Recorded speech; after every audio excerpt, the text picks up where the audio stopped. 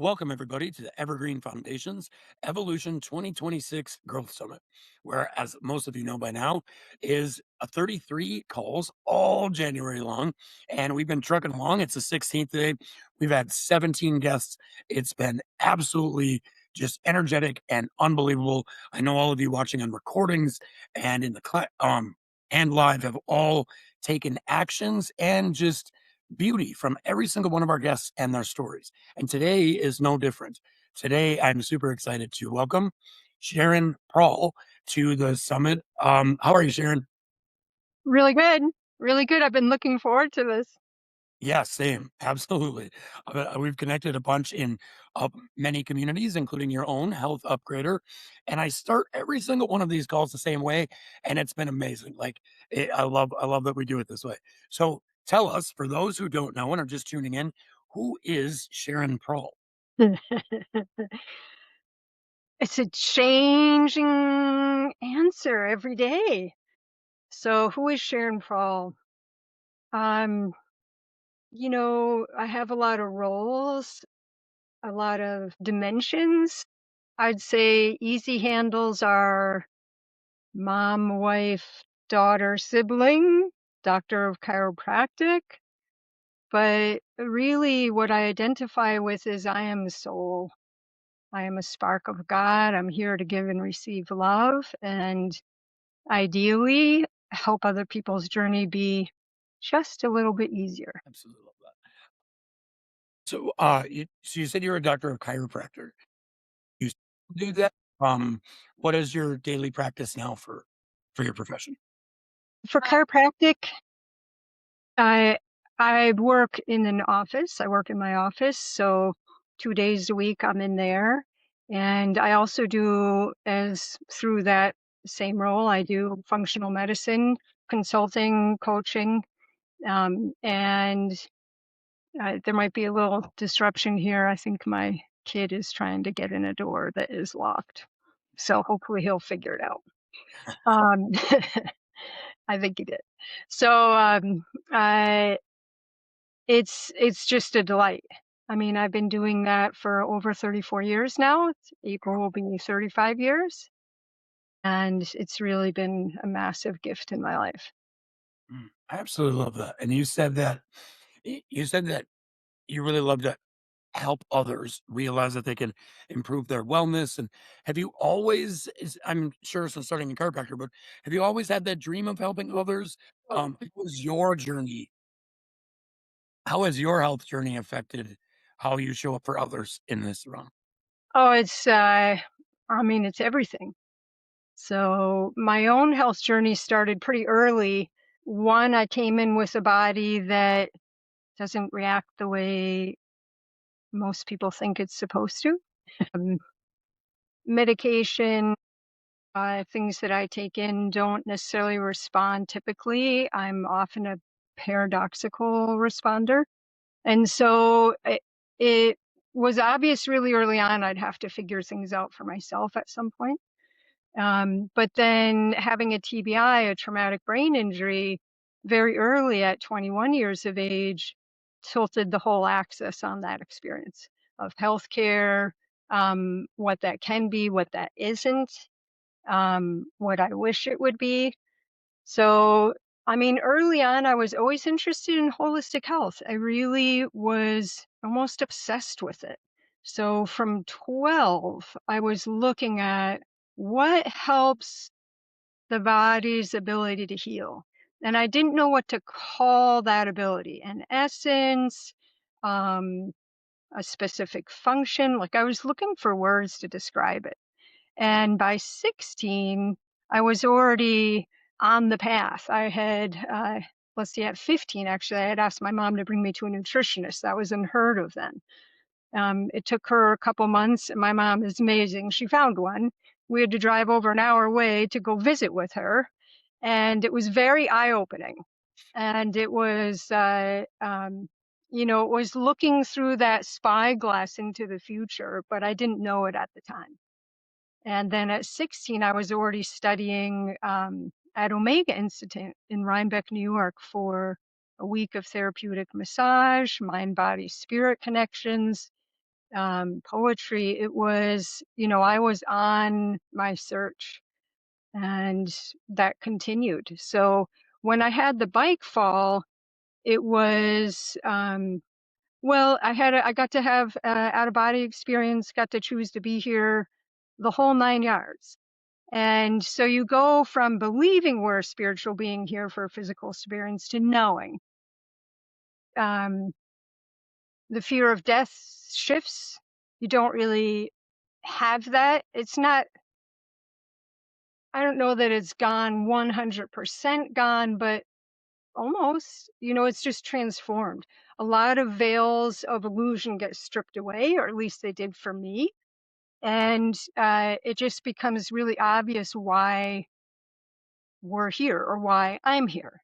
So it was pivotal for sure. And then my experience through getting better or striving to get better at that was super eye opening, super eye opening. By 23, my team, my lead doc on my medical support team, said, it will never get better. It will get worse daily for the rest of your life. I was already in 24/7, what I called intensity, what everyone else would call pain. So that wasn't very hopeful. And it didn't look like I'd be able to support myself in this world. It looked like I was going to become a dependent much quicker than I would ever want for anybody. And so I decided to explore alternatives. At which point, medically, I was referred for psychiatric care for not accepting my illness well. So, they just want to be whatever, right, coming and going. They offered narcotics. I don't want to be addicted. I don't want to die of an overdose. It just was a very disappointing process at that time. And it is still for a lot of people. So I did explore alternatives and still do. It's been a never ending journey. And in 6 months of finding the type of chiropractic I do, I went from being able to only walk a half mile without having to lay down for 2 to 3 hours to bring that pain level back down to manageable. And I went from that to being able to hike the Grand Canyon. So never give up. Don't let go. If the prognosis someone's giving you isn't what your goal is, seek another advisor. So does that help a little bit? It helps a lot, and as you know, your story highly resonates with me. I'm no stranger to head injuries and that process and being told what you were being told. The thing is with me is I did take the narcotics, did turn into an addict for a decade, Yeah, did yeah, yeah. did believe that I was never gonna get better and only worse every day, until one day I said, "I'm not gonna believe this anymore." And I went down the same wellness road and learned that food, thoughts, and movement could improve my brain. And Yeah. doing that every day helped me. So your story touches me in many ways. And I want to, question I have about that is, did you ever fall into that like I did? Maybe where you believed, wow, am I stuck this way? And how did you respond to that? There was a some people might call it the dark night of soul, but when I was in that process between falling and losing so much function and so much capacity, within a day, to trying to find my way back out of that, it it of course scared everybody who loved me because they could see that it was pretty close to life or death. For sure it was functioning, non-functioning. But it scared them so much they just wanted me to do what the doctors were recommending. Well, they were recommending sure death, be on narcotics for life. Are you kidding me? How is that even an option in this world? So here I am alone with my ideas of this isn't going to work for me and I need to explore something else. And no one wants me to do that. Like, no one. And I hit a point where I was in Amherst in my apartment, and I was going to school. I was trying to get prerequisites done for chiropractic since that was modality that had helped the most at that time. And there was a windstorm, and there were all kinds of announcements going on. The wind is going crazy. I mean, you can hear it. And they're saying, don't go out because this wind could whip off signs and it could kill you. And my mind, intrusive thought flaps in and go, well, if I go out now and a sign takes my head off, I didn't kill myself, right? It just happened. And I caught that flash, that intrusive thought. And I went, I'm in trouble here. That's not good. And I had done enough reading. I had grown up in Alateen, which is the kid version of AA or Al Anon. And so I had a lot of tools at my disposal already for mindset attitude. And I knew that I was in a really dangerous position, even though I didn't have a plan to kill myself. The fact that that idea popped in was a massive red warning sign. And so I knew I had to start caring about something that wasn't me. I, I was what, 21, 22 when this happened. So it's not like I had a lot of people that I was responsible for to care for, or even really, really close people I was going to care for. So I got a violet, an African violet plant, and I decided I was going to pour all my love into this plant. And I actually opened a bank account because they were giving away a free packet of seeds. I was working 3 jobs, putting myself through college, and I really had no money. My food budget was $15 a week. Now I know times were different then, but that still was pretty low. So I planted those seeds and I threw my heart and soul into caring for them. And that really was enough to turn the whole thing around. So yeah, I've been to some pretty dark places, and I don't think that's uncommon. I think it's not talked about a lot, but I've seen it in practice, and I've learned how to coach people through that. But it's a tough place to be. It's not something you really want to announce to anybody. This is where I'm at. This is pretty desperate, especially friends and family. They're already pretty freaked out about me. I can't tell any of them this is going on. It's going to tip some of them over the edge potentially. So, yeah, there's definitely tough things. So what did Feel that like look like? sorry, Brandon. I feel like this has also been a bit of a theme on our little podcast that a lot of people share their story, which includes a lot of darkness, but then it's also the place where they find their own light, maybe just a little, twinkling shimmer of it. And then it grows into something that becomes not only medicine for themselves, but then eventually for others. And that's super powerful. And you're no exception. Yeah, and even within that out of body experience, for me, it happened in the ambulance ride on the way to the hospital. The whole thing was a total miracle. We had ridden from 8:30 to it was about 2:30 in the afternoon when we started off to go down the last mountain before San Diego. I'd ridden Connecticut to California. So when we were doing that, that's when I fell. Bike hit rough road pavement, flipped me, landed on my head, smashed a hard shell helmet, fractured my skull, full spine whiplash with a twist. And we hadn't seen any cars since 8:30 that morning. There was nobody. We were in the middle of nowhere. And in 10 minutes, a car pulled up and 2 guys got out and said, we're members of the local volunteer fire department. We know first aid and CPR. Can we help? I had perfect care in 10 minutes. It took over an hour for them to get an ambulance, find a phone, get the ambulance, and the ambulance had to come from, I forget, it's like 50 something miles away to take me to a hospital 85 miles away. But on that trip in the ambulance, I really had an amazing experience. And part of that experience was choosing to be here. And I thought of my mom. Is she going to be marred by this? In that space that I was in, you instantly know anything you put your attention on. It's seeing, knowing, and being. It's just there. And I knew she'd be okay. I thought about everybody else who loved me. I knew they would be okay. But then I thought, well, I know I came here for a mission. And since I can't tell you what that mission is, I'm pretty sure I didn't do it yet. So I'm going back. So that was there for me too, that I knew I came into this life to accomplish something. And so I was still at that point in my life searching for what it was that I had signed up to accomplish.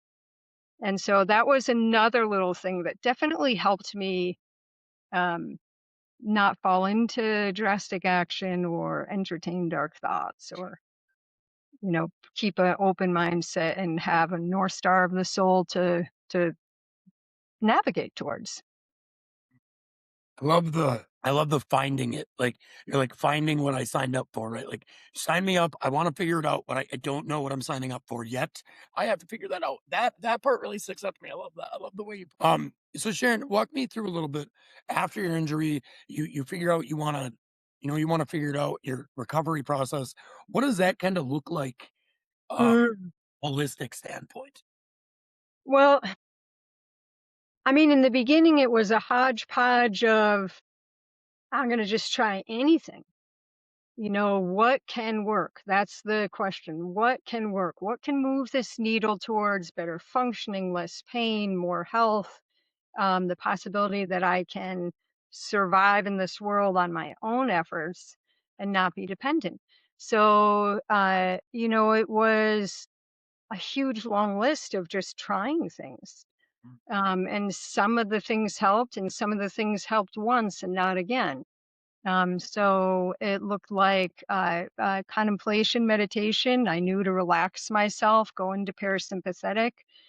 Parasympathetic, rest and digest. It's where all the healing happens. I knew to mute my expression and things. Literally, if I was too happy, too excited, that could cause pain. I mean, pain was my coach. Okay, so it let me know when something was out of line or something was too much. And so I was basically in training with my body for what could work. And then outside of that, I was trying um, therapeutic massage, traditional Chinese medicine, Philippine psychic healing. I mean, there were so many things on that list that I would just try something, explore it till I had maxed out the benefits with that practitioner or maybe even that technique, although I couldn't know that at the time. And I just kept going. So it can feel like a never ending process and there's ups and downs in that. You have a great practitioner, maybe you get 2 sessions with them, it's moving the needle and then they move out of state, right? So it's definitely like, right? Like it's not, woo, here we go. It's all over the place. And I don't know, you can tell me the question again too, but it's um it's just a process of always looking, always be open, and then calming the system, always kind of bringing the body back into parasympathetic. So that rest and digest mode, love, gratitude, humor, beauty, all these things, even if we just focus on them for 30 seconds, 10 seconds, it's actually shifting our nervous system from ready, ready, alert, fight or flight, survival mode, slightly back towards, ideally, we're going to pass zero and go fully into parasympathetic. And I think that's a key that I teach everybody that comes to me or is in my world, that it's not so much what we do as how we do it. So if I'm eating perfect, but I am stressed out to the max, if I can't get that organic apple and I only have a regular apple, then I'm defeating the purpose of going for organic because I've put my body into fight or flight to try to heal, which stops healing. Fight or flight stops healing. So it's more learning how to be in that place of not just calm, zen, detached, doing nothing, but grace, maybe more grace. Does that make sense? Absolutely. Oh, yeah. You answer perfectly with great detail, and I thank you for sharing. And I'm wondering, was there a moment in this journey where you were like, "Oh, I'm starting to do something right," or "I'm starting to figure this out," or "I might have I might be healing." Was there kind of a moment that you can remember in that?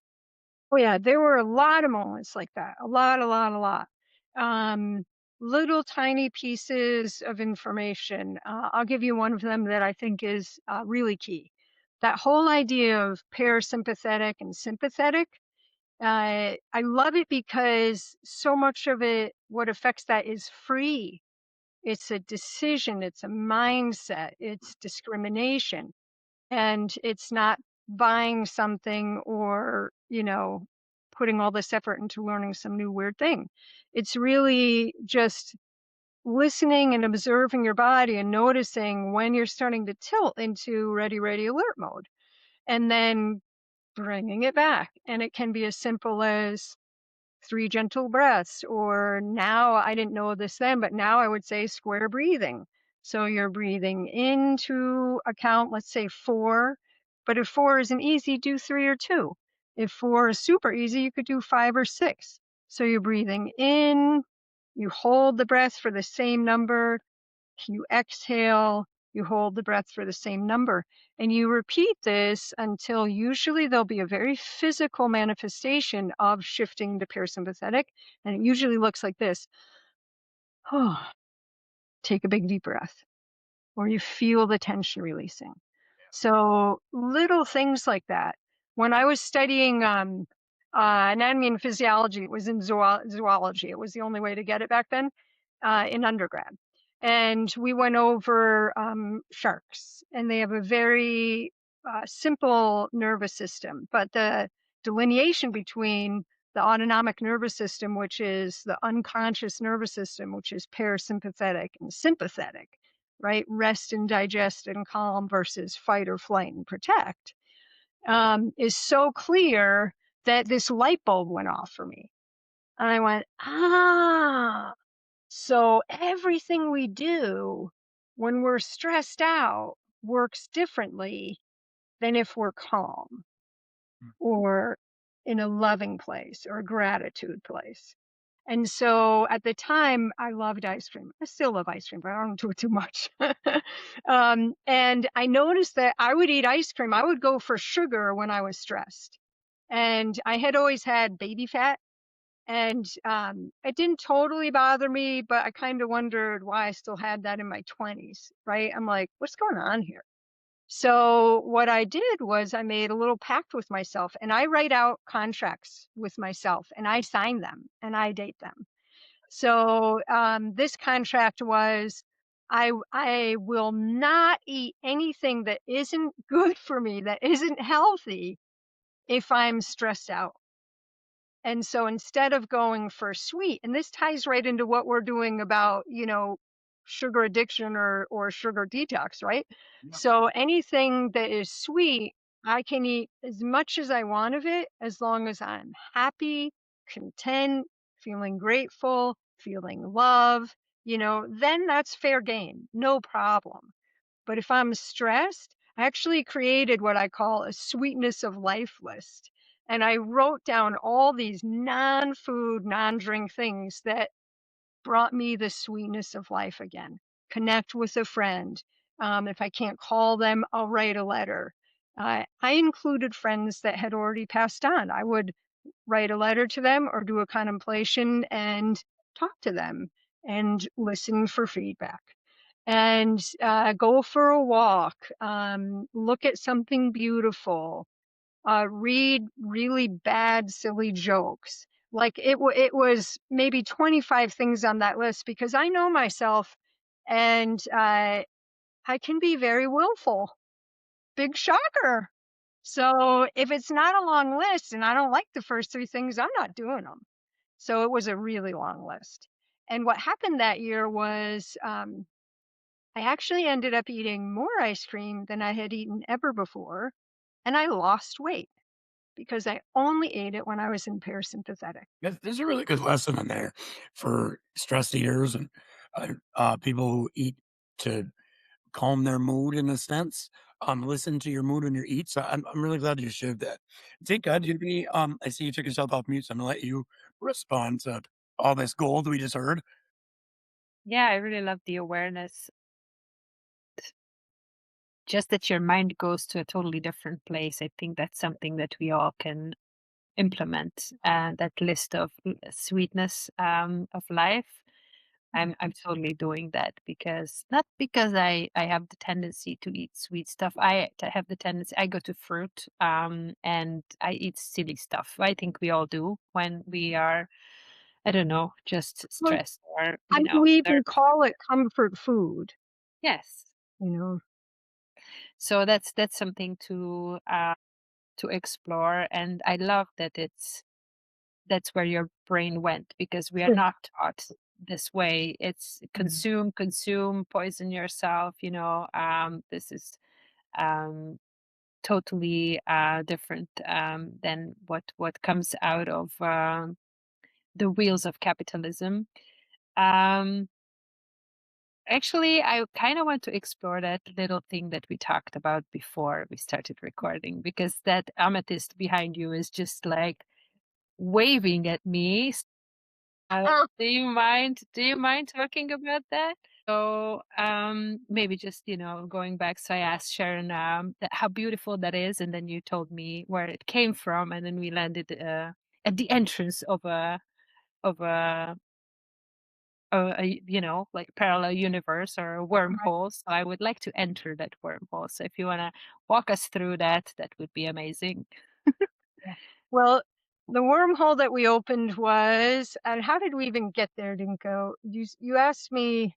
Where did you, or no, I just said that it's so beautiful. And you told me that you were gifted, that it was a family who you helped Mhm. with the father who was passing on, I think. So, I mean, there's definitely experiences that I've had in practice that I never saw coming, that I didn't necessarily plan for, prepare for, or invite. But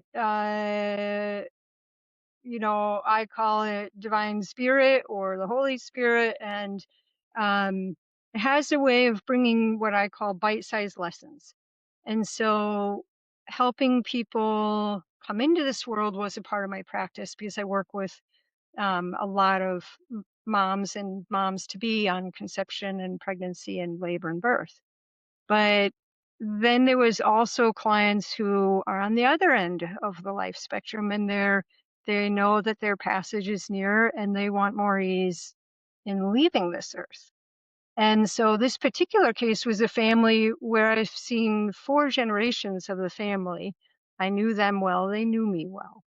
And the father had decided not to continue with dialysis. And he had to go through all kinds of checks and balances to make sure he wasn't suicidal or unbalanced. But in the end, his providers agreed. And he had gone off dialysis and had had no food or water, and 14 days later was still alive. And the family had called me in to help them with the transition. And so basically, it was hands on care with adjusting the nervous system, adjusting the body through very gentle touch, not always structural popping, cracking, but very gentle touch that assists the body to come into that parasympathetic state. And it's like learning a language. The body learns how to do it. So it's not, it's more language lessons than it is me doing it for the person. And so we were doing that with the family. And finally, uh, the main person who was getting care there and her mother, who was the wife of the man dying, both asked me if I would adjust him. That it seemed like his body was having trouble letting go. He was already had been unconscious, nonverbal for maybe a week. And I said, of course I will. And so I adjusted him again, very light contact. This type of adjusting is very light, what you'd feel comfortable pressing on your eye. And while I was adjusting him, there was one particular pattern that was up to be released. And as I contacted that, I literally fell back. I tried to act all nonchalant about it and like not startle anyone, but I literally fell back and had to catch myself throwing a foot behind me. And I gently turned and looked, and both his wife and his daughter were sitting like that old Maxwell tape commercial, like this, like they were thrown back. And they said, "Oh, we felt it. You don't have to, try and smooth that over. We felt it." And that was it. There was nothing else left to adjust. The particular pattern that was released was one of fight or flight. It was one of protection. After so many decades for this particular individual of fighting to live with what he had going on, that pattern was so ingrained, it was difficult to release it and let go. And when this happens, for me, the way I experience it when someone's passing at the end of life is similar to how I experience it when someone's about to come into life. And there's a movement and energy that's circular. And so in death, feel it on the ceiling, but at birth, I feel it over the mom's sacrum. So it's very unique. No one trained that. It's something I just observed in practice and kept testing. And so it's consistent. For me, it's consistent. And I felt the spiral open on the ceiling.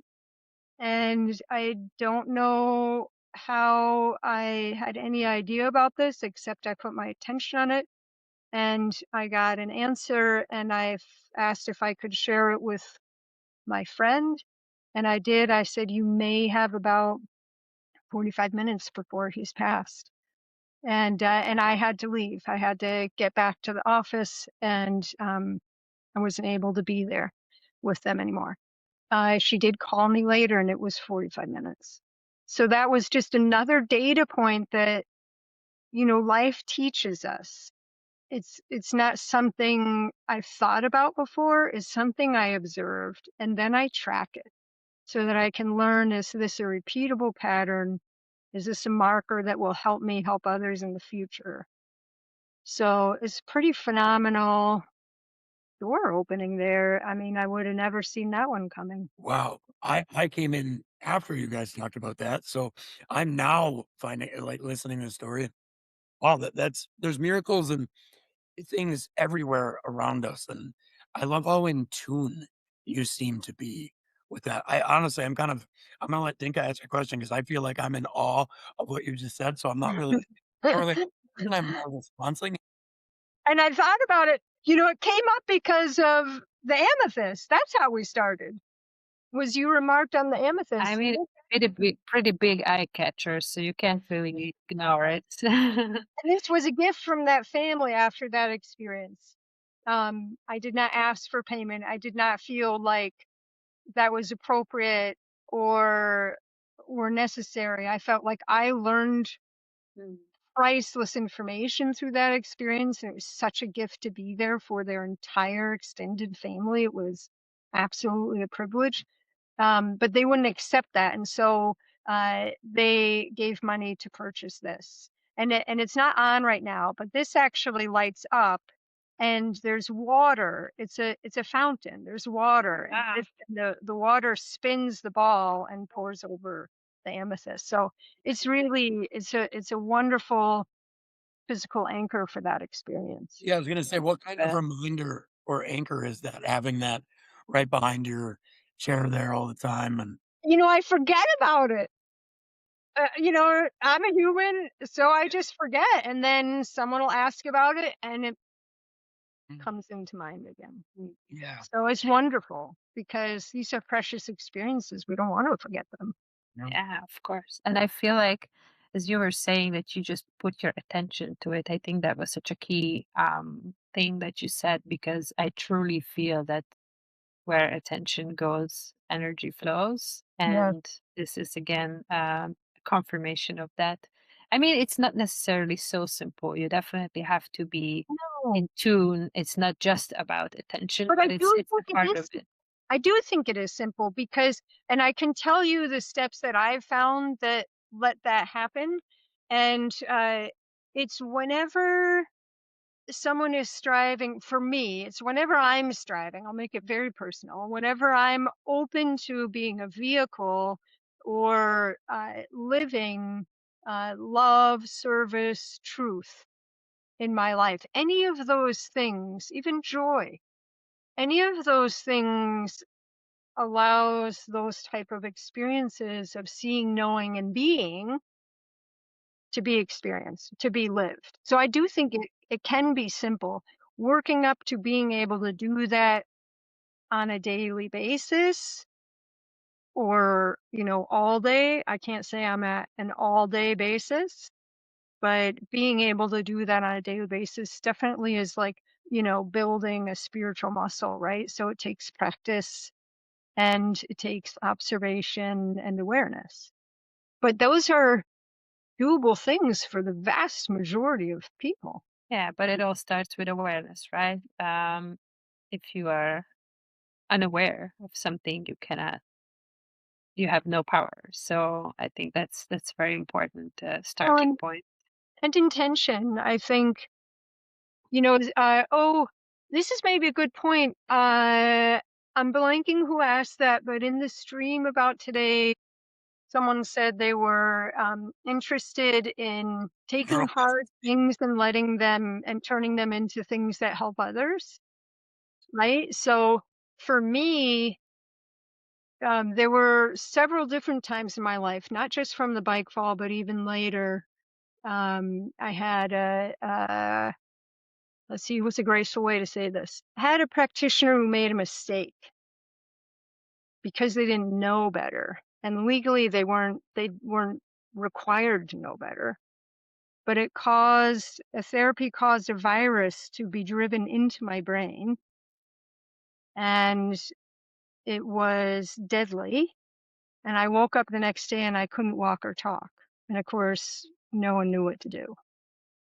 So that whole second chapter, another big life or death, build back on your own experience, had excruciating pain as part of that experience.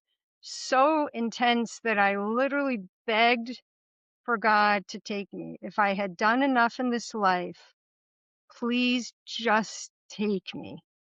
This is too much to experience, too intense. And I had children and I loved them and it did not matter. I was non-functional, 100%, and in absolutely off the chart, excruciating nonstop pain. So in those time frames, the only thing I could grasp onto was, fine, if I have to go through these things, then at least let every single thing I go through become of use to someone else so that they don't have to go through this same level of intensity.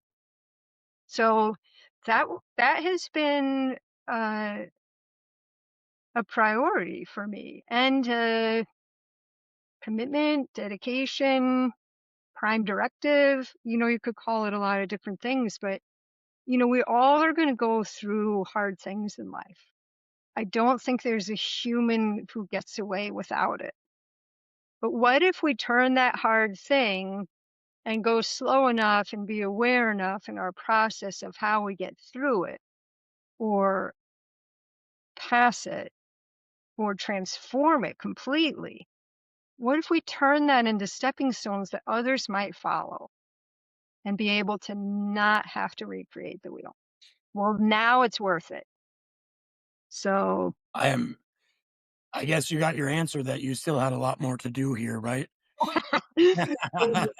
I'm totally living it though. I've been living it for a long time. And I mean, there's always another step, right? There's a plus factor in life. We can always grow more, serve more, love more, receive more, so it's never ending. But Once I found the obvious thing, this is what I love to do, this is where my interest naturally has fallen through my entire life.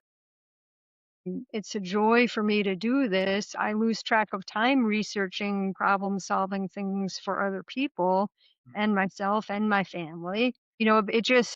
It, it clears up a lot of questions. Now you get to do the work, right? I really feel, especially in this country, but I think it's a global thing.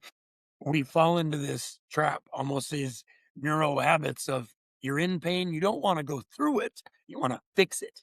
So you go to the doctor, you get on the pharmaceutical, you take the Tylenol, Or then just block it. They don't even always want to fix it. They just want to not feel it, right? Just shut it off. That's what yeah, allopathic medicine started as.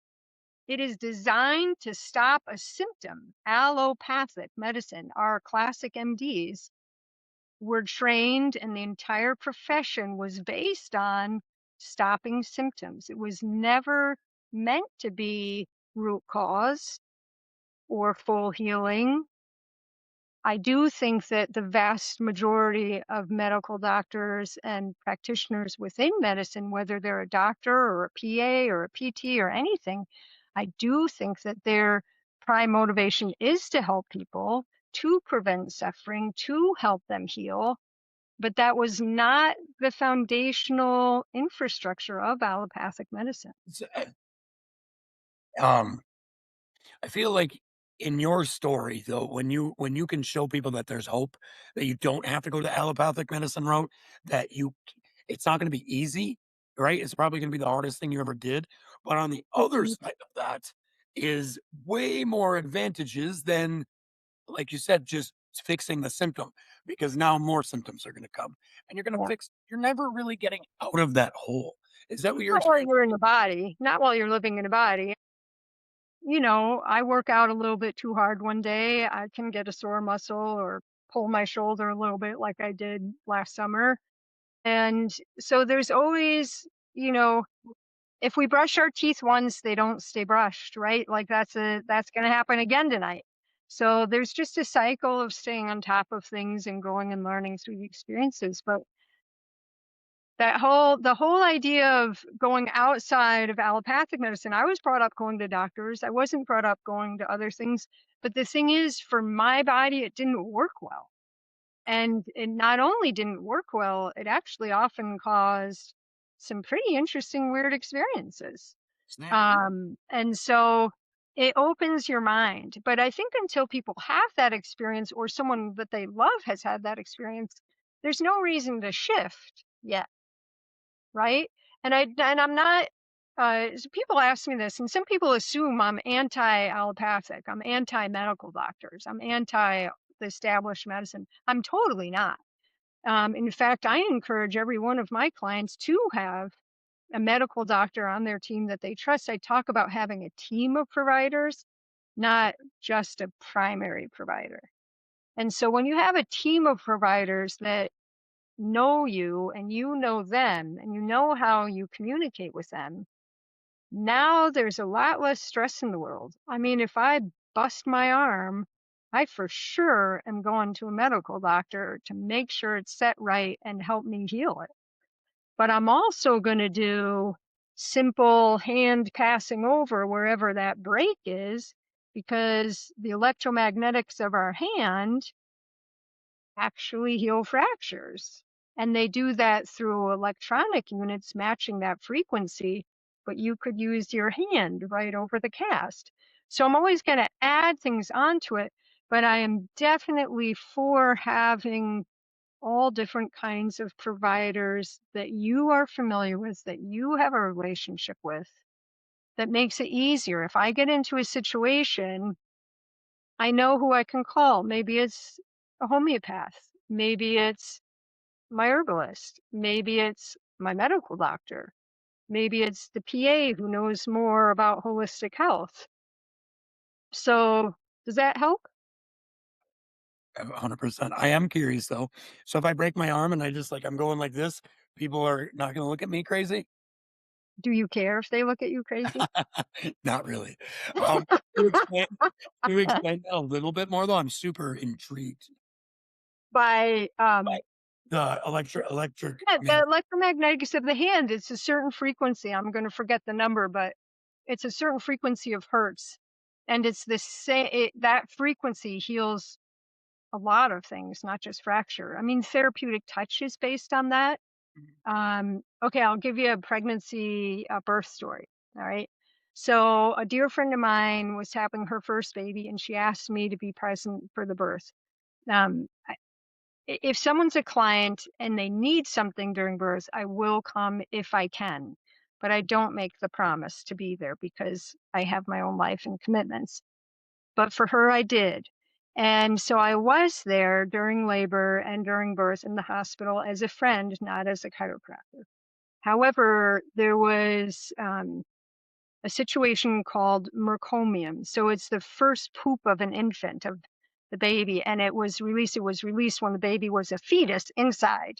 And so that causes all kinds of challenges because they can breathe it in. It can cause lung infections. It can be very life threatening.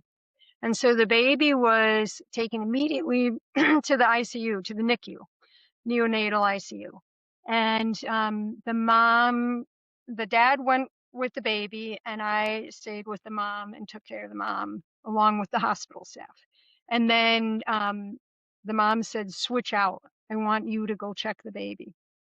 So I went. Now, technically, it's illegal for me as a non hospital approved practitioner to work on someone, but because all I'm doing is this, it it's not invasive. It's not going to cause a big challenge.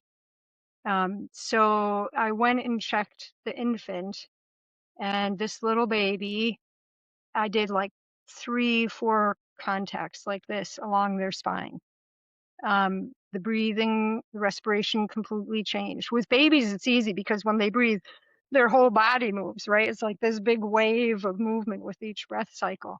And so, within minutes, he was in parasympathetic. So that's it. The body knows what to do. It's in parasympathetic. It's going to do it. So we switched back.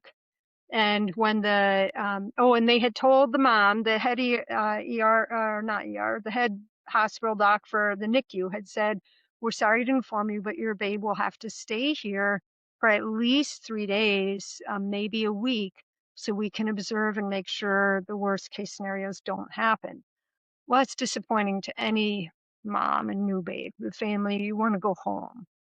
And so after I was in the room, the baby went into parasympathetic.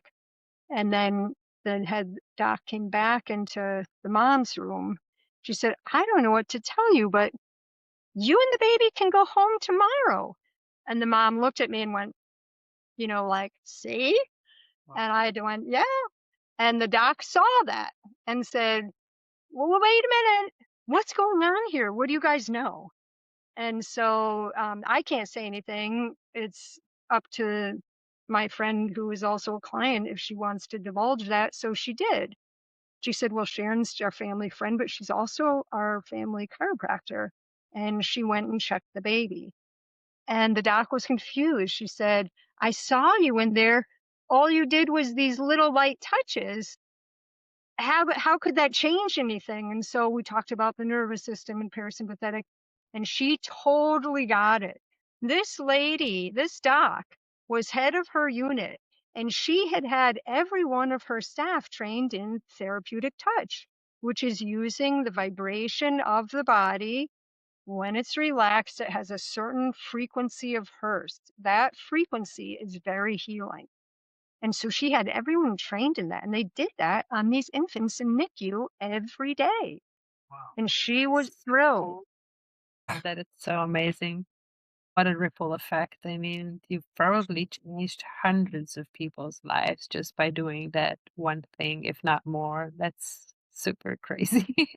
Totally confirmed what she had already done, right? So it was such an easy transition. And plus, the baby had a night and day change in less than 5, 10 minutes. It's super amazing, and, like, I can see I'm looking at both me and Dingo, the whole time you're telling that story, we're both kinda, like, leaning in, like, "Wow, that's, absolutely incredible," and I honestly didn't know that about the touch. I mean, obviously, I know that touch is therapeutic and stuff like that, but the hurts thing I'm really interested in. That's pretty cool. Yeah, yeah. Uh, there is, I think it's out of reach now. There is a little device that high-end music lovers, audio crazy people, not crazy, but audio invested people know about, and I'm forgetting the name of it. It'll come back to me and I'll put it in under the talk notes. Okay. Um, but it has a specific name and it's the frequency of the earth. And so it cancels out discordant frequencies. I have one here. I leave it plugged in by the table when I'm working at the computer, especially, but it's really on all the time. But it helps us tune into our natural frequency, which is the same as what the Earth's would naturally be. But for audiophiles, it actually cancels out this discordant waves and you can hear music more purely. And so they almost always have one of those playing if they're going to listen to music because you get to hear the pure music. Isn't that cool? That's so cool. And essentially, so I mean, a lot of people right now, especially in like social medias and stuff, grounding is a big thing, right? Like people Yeah. are getting grounding mats and they're going outside and but I do it all the time. If I don't need shoes on, I don't put shoes on. Yeah, yeah, yeah. Yeah. Yeah. Now here, I'll give you a really cool thing that I learned about grounding because I live in the cold country too, right? So I'm up in Minnesota. And if I thought I could turn the camera nicely, I would. It's snowing right now. Everything's covered in snow and it's frozen. So there's only so much barefoot in that I'm going to be doing, right? And there's no beach to walk on that's really not frozen and covered with ice or snow. But plumbing in a house is grounded. Legally, all plumbing in the US is grounded. And so when you are in a bathtub, or you put your feet, if it's safe and you're comfortable and you can sit on a solid counter and put your feet in a sink, it's grounded. And so you're receiving electrons from the earth through the bottom of your feet and your hands. And you can also let go of things no longer needed.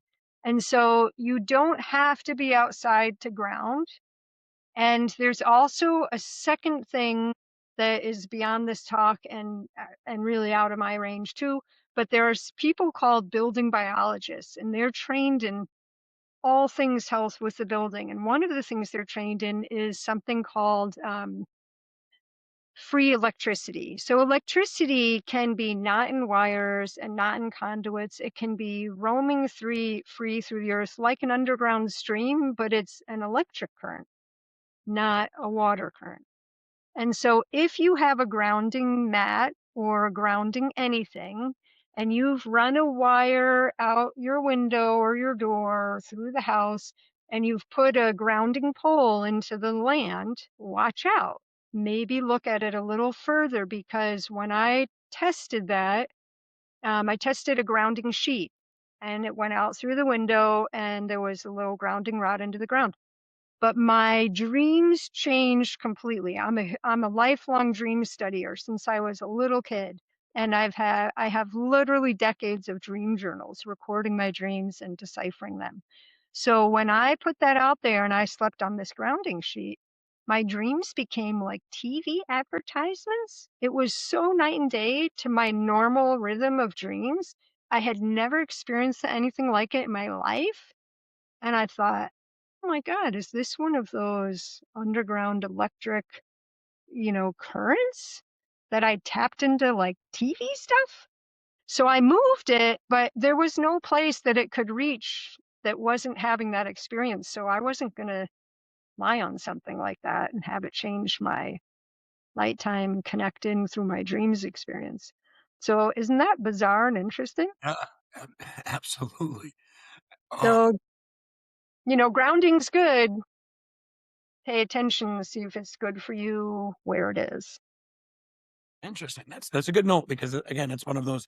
I think it's one of those hot button personal development wellness things that people take to extremes and maybe don't know enough about, just like cold showers and everything, right? Like it's great Yeah. things that we should do, but then it's the share culture of go all in on these without knowing what it's actually doing. Right, right. Yeah, and I'm a big fan of cold showers, cold plunging, but the max amount of benefit is reached with just 11 minutes of that, and it doesn't have to be ice cold. 58 degrees, that's not so cold, is enough to be therapeutic. So you don't have to shock yourself and get 2 cortisol rushes a day, which is not healthy and not enviable. You can do it much more gently and still get the anti-aging effects, the mitochondria increase in number, the ability to work out that particular activators that actually singulate cortex where you can do hard things, procrastinate less. Like there's so many benefits to it, but the main thing we see online is jumping into an ice lake. Now I've done that and I like that, but I max out at the 11 minutes. I don't keep doing so. I think I'd max out at 11 seconds. Me and cold water. I, Not 11 minutes at once, although I have pushed that limit just to see, but it's yeah, more like 5 minutes, sauna warm up. 4 minutes, sauna warm up. 2 minutes, let the body warm up on its own. That would be my ideal. I love that. I haven't done it yet this year. My favorite place to do that isn't open right now. I'm a Youper from the Upper Peninsula of Michigan, originally in Wisconsin now, so we're neighbors. We need to take advantage of that here someday. Um, Great. and that was commonplace every winter. My grandpa would take a chainsaw and cut a big hole for the Super Bowl party into the lake. Everybody would sauna, and the whole group would run in and jump in. I was the picture taker. I wasn't a big fan of that. Of that. It I might always, have been smart. It might have been more than what it was worth for you then. yeah. uh, So breaking that I'm actually in a challenge right now with life coach Rob that we did a summit call with, and we have to do cold exposure every day. So like Rebecca Martin is on this coach. She's outside in Canada with her bare feet in the snow. And I'm like, oh, I just got to do 3 seconds in a shower, just 3 seconds, like just get through it. So cold exposure is something I got to push the comfort zone on. Uh, I go You ahead. know, just one more thing for cold exposure, the thing that really helped me with that was, when I first started, getting up to a minute in just a cool shower was serious commitment. Set the timer, and then in the shower, I'm doing lymph stimulation the whole time. So up here, this drains the head and the inguinal area, like right where your leg bends, behind the knees. And that really helped me pass the time until my body started to get acclimated. And eventually 4 minutes was no problem, and more if I wanted was no problem. But being gentle during that acclimation is really important. Well, I'm gonna try that technique. Thanks for the suggestion. Sharon, I haven't even got there yet. I love this conversation. Um, how has your journey and everything that you've done in your career and thus far led to Skool and health upgrader? If you could talk about that a little bit for with us. That's awesome. So, in practice, there's never enough time in a single office visit to address the concern of the client and also educate them as to what they can really be doing at home that clears the issue, that prevents the issue. There's never enough time for that. I take a ton of unpaid time to do that in my life. And yet we all learn by repetition, and there's not enough time to do that. So I've always had in the back of my head, this needs to be online. This needs to be, available in really low end bar of commitment. Just come as you want. That's the freemium, right? So just come, repeat it, repeat it, repeat it as much as you want until you've mastered it to the degree that you want to, and then go on to the next thing. But if we make these 1% improvements, that is what creates that normal swoop straight up by the end of the year.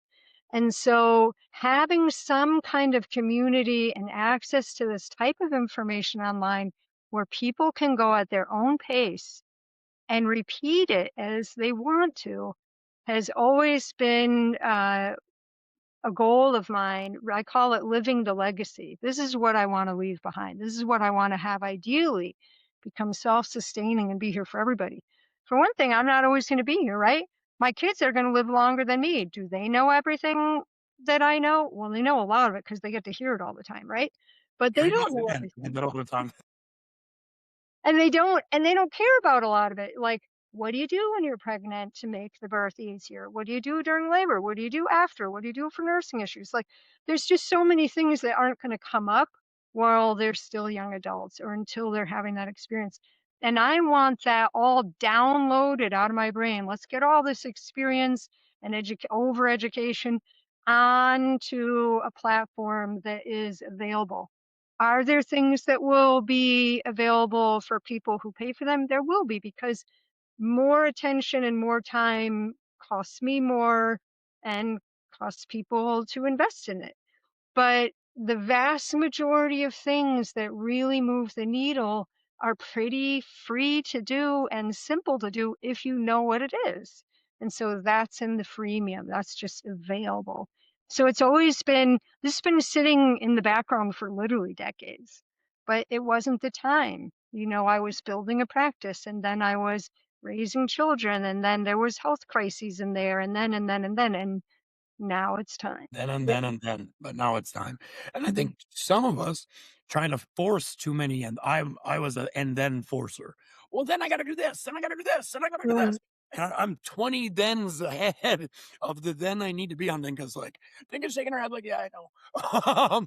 So I'm 20 thens ahead. So I have to slow down and enjoy that process. I love because sometimes we need to wait for it to be the right time. I did. I tried to Oh, force school in a year ago, and then I needed to go back to school, educate with nutrition, and go and have somebody go, hey, you should focus more on this. I was like, yeah, you're right. And then I just got more educated. So if I would have did that 2 years ago, I wouldn't have been there.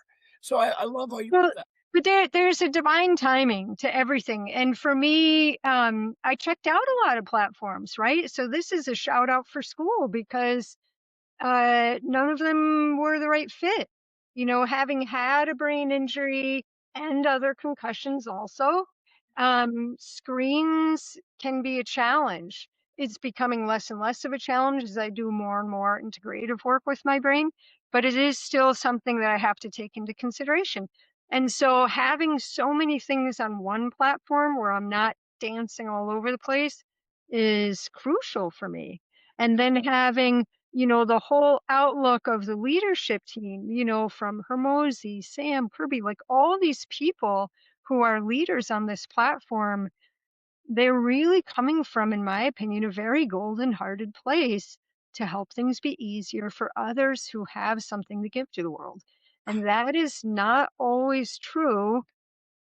It is true on some of the things I explored, but it doesn't have the ease and the integration that Skool has. So when I discovered Skool and checked it out for a while, I was like, this is it. So that was another piece to the puzzle. And maybe it was just timing. I just had to wait for this to appear. Well, if that wasn't a schooler's appropriate quote there, that was a pretty good shout out to Sam and the boys. And I totally agree. 100% agree with it. And I think this summit has shown that every person we talked to, like Karen's story yesterday, Hank's story, I could just go to everybody. This theme is always the same. I Mm, myself of these things so I can help others. Everybody has said that impacting others, changing others, being there for others so many times that it just school is full of people who just want to make a difference. And I mhm. think that's the most special part. I think that's what we're here for. I mean, that's what I'm here for sure. But I think that is an inevitable human development, is to be in community, is to receive help and give assistance in community. I think it's one of the most natural inborn drives we have. I do think that it takes development and a increasingly strong and open heart to do that. I don't think it's wrong if people aren't at that place yet. I think, consciousness is an individual path. There is no right or wrong. If you've learned from what's happened, it's a win, right? There is no failure. That I truly believe. I would like to go back for a second to the beginning, how we started with your brain injury, because you were saying when you had that out of body experience that you said that you weren't done yet, you haven't found your mission. And I kind of have the feeling that you already did, but could you put it Yeah. into words what that is for you? Because I would really love to hear that. What my mission is? Yeah, Yeah. what your soul contract is. Yeah. I would say, right, like a lot of contracts, there's some fine print. Mhm. And But you there's signed it. You signed it I already. found it, and there's different articles. So let's go with like the big hitters. Um, it's a golden contract, which means that everything that happens to me and that I do in the world is for the spiritual betterment of all concerned. So that's a contract with the universe, the Holy Spirit, God, chaos theory, whatever you want to call it. I call that the golden contract. And so do others. That didn't come from me. I learned that from others. Um, so that's a big overarching one, a prime directive, right? And then underneath of that is my love is holistic health that allows people to work with the natural healing ability, the innate intelligence within our body. So that's where I start to fine tune it. And then within that, there are a ton of avenues to do that with. Chiropractic, hands-on care, for sure, that was a mainstay of my brick and mortar profession. Coaching, mindset, really listening to people. When I walk into the office, I say different things to keep my brain engaged, but essentially it's what do I have to learn? Because everyone brings their own experience to the piece of the pie, right? To the puzzle. And what do I have to give? And I mean, just staying open to what's the flow in life. You know, I don't see myself as I see myself as equal to anybody I meet. Do I have different experience? Yes. Am I more experienced in some areas than others? Yes. Do I hold more value as soul than another soul? No. Do they have something to teach me? Yes, or we probably wouldn't have met. So so that's a part of my contract. Does that help? Yeah, yeah, absolutely. How many contracts over the years do you think you've written with yourself? I'll tell you what, the first one that I wrote, I have, and it's laminated and it's in my bathroom. And I look at it every once in a while, not for years sometimes, but I will look at it. And it was hilarious and I love it because it had clauses. Oh, and I had a friend sign that contract and date it with me. Like Oh, I so would you notarized essentially. oh yeah, I was gonna hold myself accountable. And it was around ice cream. That was part of it. Not eating too much ice cream. And it had what do you call that? I'm blanking the name, but it had consequences. Mm. So if you don't do this, this is what I wrote as like how old was I? 16. If you don't do this, you'll just end up as a miserable wretch. I like it. I like it. I Well, just that's clearly not what happened. So I think it's safe to say that you managed to keep your word. And I love that awareness as well, especially at the age of 16. Oh my God, I was a clueless puppy at 16. But again, I mean, it's not a competition and no. everybody's in their And own journey, but it's just really beautiful to see that kind of awareness and heart also. Like if I would have to sum you up in one word, it's just heart. Like it's so obvious and it's beautiful to see. And everybody has that capacity, but not everybody explores it to the volume or level that you do, and it's really beautiful to see, and it's contagious also because I could keep going with this conversation for hours. I mean, it's just so good. But yeah, really thank you so much for shining your light. I'm gonna do yeah. one more question that we could probably talk hours about. So I'm gonna have you paraphrase. So because Leanne asked a good question, and neuroplasticity was a big part of my journey. Um, I was an athlete at one point, so I started getting back in shape. I dropped sugar and I started eating good to get my brain back.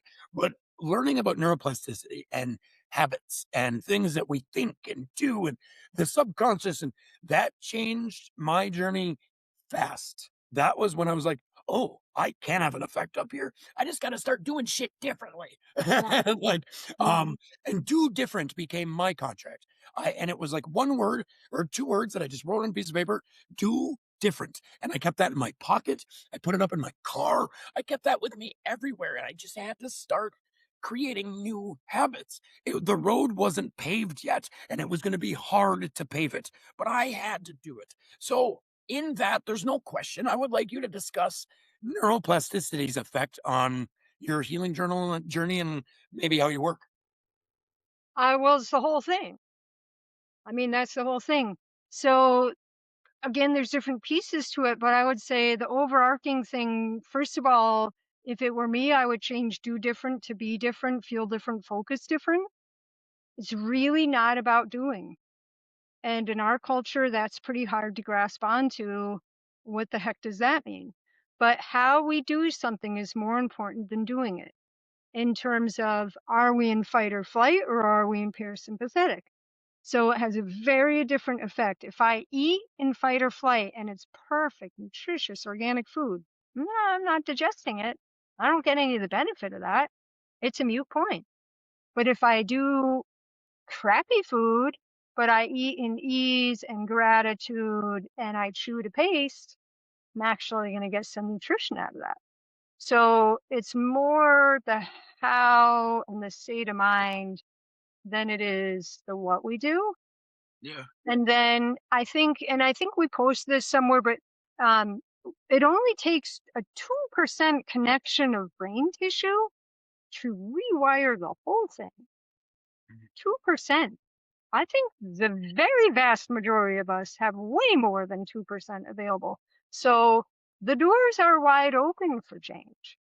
And then neuroplasticity, being able to have integrity and communication and coordination within the brain is something that can change every day, often just by doing whatever we do, but with a little tiny bit more awareness and possibly a tiny bit slower. So there's time for that awareness to happen.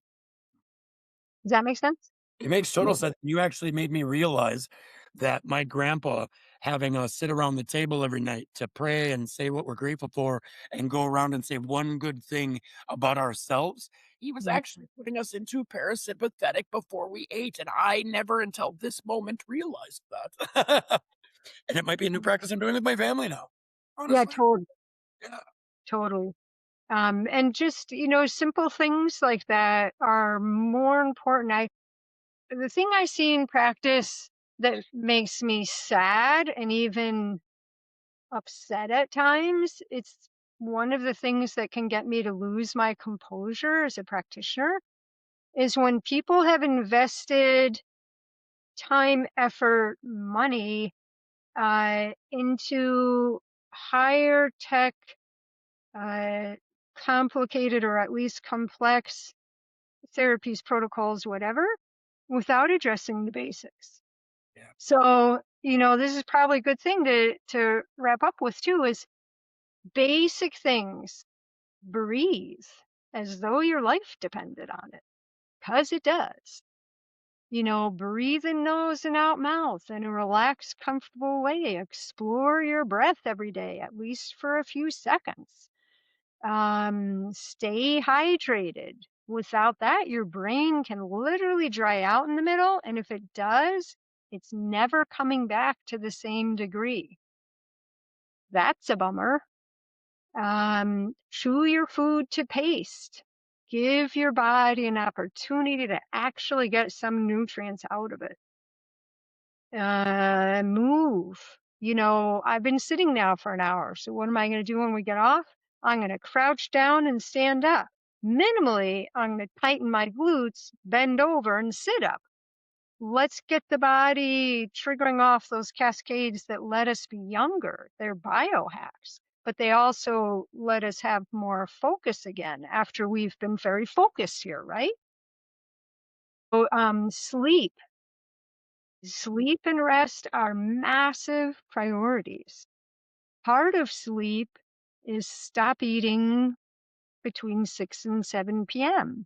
so that you're not digesting during sleep, so that you're actually recalibrating, repairing, rejuvenating the body, and not just sleep, but in the evening by about 7:30, our body starts in 2-hour circadian rhythm cycles, rejuvenating each of our organ systems. So if we're way busy past that, we're missing our own natural rhythm for healing. It can be a little different for people who are natural, true night owls, but not that different. The body is kind of set up with a pretty specific structure that way. Yeah. So, and then, mindset, be unreasonable in your dreams. Whatever is the most unreasonable thing that is exciting for you to experience in your world, to learn to be good at, to go and see, people to meet, qualities of relationship you want, write it down.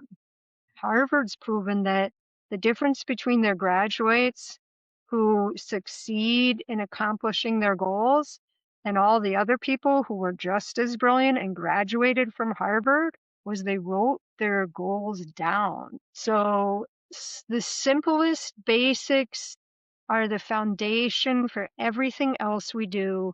And without them, those other investments, they may bring change, they will never come to full fruition. I couldn't have said that any better. That's absolutely the blind truth, if you ask me, that a lot of us don't see that it's and I brought this up a few times on these calls, is it's almost a theme is wellness and feeling your best, like simple things, breathing, sleeping, eating, drinking, moving. 5 Yep. simple things that you can do every day, but And that doesn't relationship and touch for sure is in there. Having healthy human touch. We are designed to live in community. A lot of people live alone. A lot of people live in houses where there isn't a lot of touch, even with their family. So finding ways, and honestly, touching yourself does count. Is it as nice as getting a hug from someone else? Maybe, maybe not, but it does count. So human touch is really crucial. It's part of those basics that often gets missed. so key. Sharon, this has been an awesome conversation. Like Dinka said, we could probably talk for hours, but I'm gonna kick the ball over to Dinka, and we're gonna enter our downwind of this podcast episode. Yeah, so I drew a card for you and it says Direction Guardian. And it reads Choose Your Path, which you clearly have. And I think you're guiding many others to find their own. And it's actually the same card that Jack got. So it's an interesting That's awesome. parallel. Yeah, yeah, yeah. And I do see that in both of you in very different ways, obviously. But I hope this resonates because Yeah. I see that in you, you Yeah. guys. That's been a theme too for this year. This year for me is the year of light and hope. That's part of my spiritual path. That's this year. And so that part of light and hope is, how do I love to bring more to the world, to engage in the world? Where is it easiest and where do I love to do it? So that's choosing your direction. Amazing. Love it. Sharon, if anybody is like, wow, I need more of this lady. I know I am every day. Where can they find you? Well, Health Upgrader on Skool, that's probably the best place. I mean, unless you live in the area, and honestly, even if you do live in the area, my practice doesn't have a lot of openings. So Health Upgrader is probably the place. There isn't a way to get more time with me on there yet, but there will be soon. And I apologize for those who have asked. I just really want to make sure that the freemium aspect of the community has structure that is helpful and is developing before doing those other things. And as I think timing has always been perfect in your journey, so I'm assuming that timing is gonna be pretty perfect this time too. Thank you. And now it's time for that question that I've been loving because again, it's something that you think you'd get the same answer on, and we don't. So cool.